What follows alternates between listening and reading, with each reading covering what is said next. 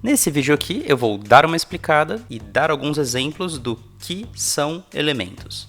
Elementos são nada mais do que tags de abertura e fechamento. Então vamos começar com alguns exemplos básicos aqui, como por exemplo títulos.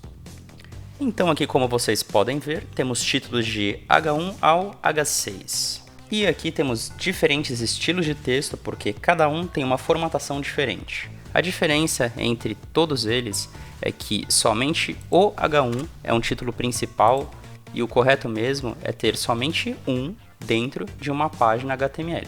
E do H2 ao H6 eles podem ser considerados como subtítulos. Só que tem uma questão muito importante aí. Mecanismos de busca, como o Google, por exemplo, eles verificam o que tem dentro desses títulos.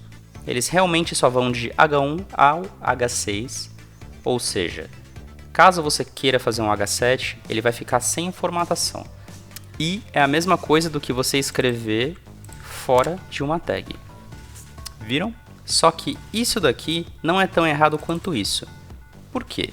Porque isso daqui está fora dos padrões HTML. Tudo que tem dentro de um arquivo HTML tem que, por regra, estar dentro de uma tag.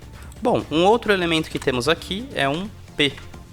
Um parágrafo consiste em um texto com linhas indeterminadas, ou seja, você pode digitar quantas você quiser, ou 5 ou 5.000 linhas. E, diferente das tags que eu mostrei até agora, também temos elementos vazios. São elementos que não possuem tag de fechamento, como por exemplo o BR e o HR. O BR ele quebra a linha, então se eu colocá-lo aqui dentro e atualizar a página, vai haver uma quebra de linha. E o HR é simplesmente uma divisória. E é isso aí, galera. Até o próximo vídeo.